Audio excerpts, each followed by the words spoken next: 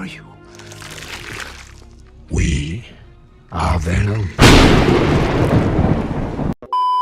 While in the alternate reality known as Battleworld, the Avengers encountered an alien spacecraft that crash landed. The shuttle produced a mysterious black substance that attached itself to Spider-Man and endowed him with new abilities. He became stronger, faster, and can now produce fully organic webs. At first this seemed like a win-win situation for Peter, but he soon became more aggressive as the symbiote began to dominate his mind. The symbiote's taking control. I gotta get it off. While he gets rid of the symbiote, Peter would encounter it many more times throughout his years as Spider-Man and even allow it to aid him through various conflicts. We will have vengeance on Spider-Man!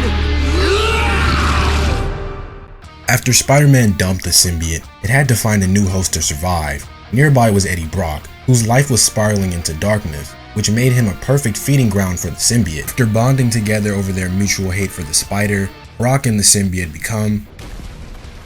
You know, remember who you are. I remember. I am Venom. Although initially hating Peter, Eddie and the symbiote still honored a code that protected the innocent, making Venom an anti-hero. Brock and Peter eventually patch things up, and Venom moves on to greater callings. Seeing the potential benefit that the symbiote had for military combat, the US government seized Venom and attempted to make an army of Venomized super soldiers. However, every US soldier that attempted to bond with Venom failed and was devoured by the symbiote, all except for decorated veteran with no legs, Flash Thompson. Using a combination of high-class military substances and his own willpower, Flash Thompson was able to control the symbiote and become Agent Venom. He has all the powers of Venom, plus some military gear. While Flash shows considerable control over the symbiote, he must be careful not to permanently bond with Venom, as he could lose control of himself and his head. Dang, Skippy! Where are my manners? Introductions! Call me Deadpool. While it was Spider-Man that originally introduced the symbiote to the Marvel Universe, it was actually Deadpool who first became a host of Venom. Unbeknownst to the surrounding Avengers, Deadpool was actually present during Secret Wars and was the first to come in contact with the symbiote. He's actually the reason that the symbiote is so aggressive. Deadpool's pure insanity caused the symbiote to become a vessel of pure negativity, cursing its future hosts. This isn't the only time Deadpool will become a host. In an alternate reality, Deadpool would bond with the symbiote and go around causing mayhem. At one point, he tried to become a hero like Spider-Man, but his methods were so brutal that no one really appreciated it. Despite everything though, Deadpool decides to erase the universe, so technically none of this even matters. Do you dare face the agony of those you have slain? ROBBIE Reyes was doing perfectly fine as the Spirit of Vengeance, that is, until he encountered Venom and bonded with the symbiote. The symbiote's aggressive nature disturbed the delicate balance inside of ROBBIE, and Venom, ROBBIE, and the Spirit all fought for control. Unfortunately for ROBBIE, the Spirit and Venom would bond with one another and forcefully take permanent control over ROBBIE's body, becoming the Host Rider, a venomized spirit of vengeance. Host Rider would use its power to deliver a more vicious brand of justice before eventually being killed by Carnage. I'm from another dimension. I mean, another dimension. On Earth 65, Gwen Stacy served as the hero Spider-Woman, that is, until she unfortunately loses her powers and is sadly pushed back to square one in her war on crime. Noticing Gwen's powerlessness, Earth 65's Matt Murdock, who also happens to be a crooked lawyer and notorious crime boss, offers Gwen Stacy the Venom symbiote as a way to restore her powers. Although Gwen initially refuses, seeing that she is needed to save her friend Harry Osborn, also known as the Lizard in this universe, she accepts the symbiote, tames it, and becomes GWENOM. Okay, bub. Let's try that again. The full story for this is way too much to even attempt to go over in this video. The gist of it is that Venom is actually involved in a biblical plot to take over the world alongside an empire of nanite aliens. Venom's tongue falls off and is used to make a clone of the symbiote, which bonds with Wolverine. Wolverine is also possessed by the symbiote in the Old Man Logan storyline after battling a version of Venom who became one of Apocalypse's 4 horsemen.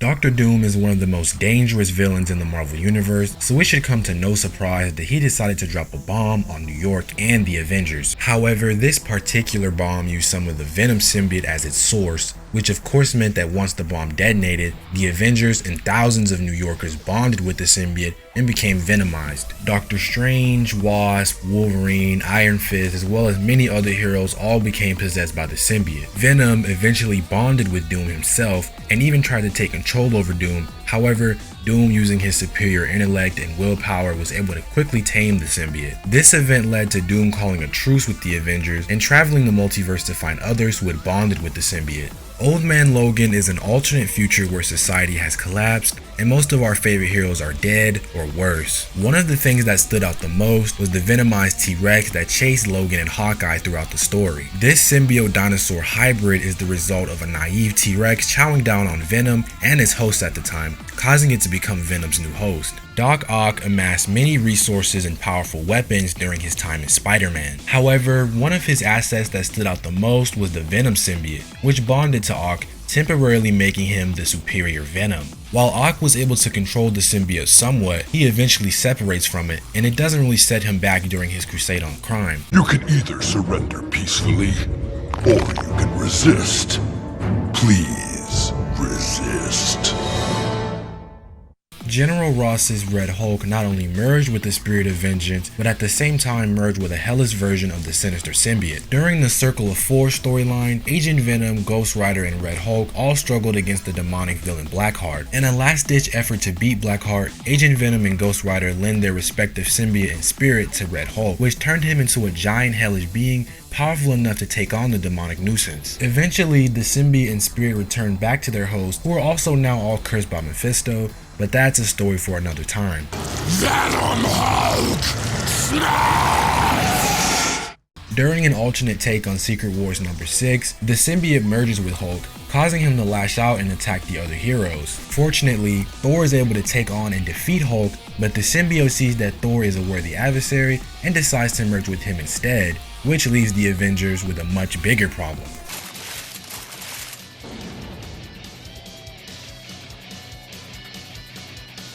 When Peter gets rid of the symbiote, it crawls away in search of the nearest compatible host. However, instead of finding Eddie Brock there, he finds Frank Castle and immediately merges with him. This version of Gwenpool is similar to the main one, with the only key difference being her being a host of Venom. On Earth X, the daughter of Peter Parker, Mayday Parker, had developed spider powers and was trained by Daredevil to hone her abilities. She later bonded with Venom and used her superior spider sense to tame the symbiote, taking on the identity of Venom and serving as a hero. In this story, the creature known as the Spider Queen attempted to turn the people of Manhattan into giant spider creatures. Flash Thompson's Venom was one of the heroes fighting against her and was separated from the symbiote, which bonded with the gigantic Spider Queen. In the Contest of Champions storyline, both the Sentry and Venom were seemingly killed by Punisher 2099. However, a piece of the symbiote and the piece of the void bonded, creating these creatures called symbiotes. They all had raw power comparable of that to the Sentry, as well as the savage nature of Venom, which, for most people, is pretty much a death sentence. Fortunately, all the symbiotes merged back together, and Sentry was restored as a hero again. After being kidnapped, again, X-23 bonded with a piece of the Venom symbiote during Venomverse, and broke free while murdering all of her captors. In this universe, Norman Osborn is an evil dictator and the CEO of Oscorp. Oscorp is responsible for the Variable Engagement Neurosensitive Organic Mesh, which is Venom for short. He has an entire military force of symbiote soldiers, and he himself uses his own symbiote for extra measure. My name is Miles Morales. I was bitten by a radioactive spider, and for like 2 days, I've been the one and only Spider-Man. Marvel's Dark Age is an event where the apocalypse comes for like the 50th time, and society is sent into a dark age where crazy stuff happens. One of those crazy things being Miles Morales not only becoming the host of Venom, but Carnage as well. In this world, he serves the evil mutant Apocalypse, and as of now, that's all the information we have on him. You might know Matt Gargan as the Scorpion, one of Spider-Man's most notorious villains, but at one point, Matt Gargan actually became a really scary version of Venom. The Venom symbiote approached Scorpion because of their mutual hatred for Spider-Man. This caused them to bond pretty well and become a new, and at the time, more dangerous version of Venom. This Venom worked with Norman Osborn on his plot to kill Mary Jane. Fortunately, this Venom was defeated by Spider-Man and sent to prison. However, he was later freed to be a part of the Dark Avengers, a team of villains led by Norman Osborn to serve as heroes. Matt Gargan used the Venom symbiote to pose as the team Spider-Man. Matt continued to serve the Dark Avengers,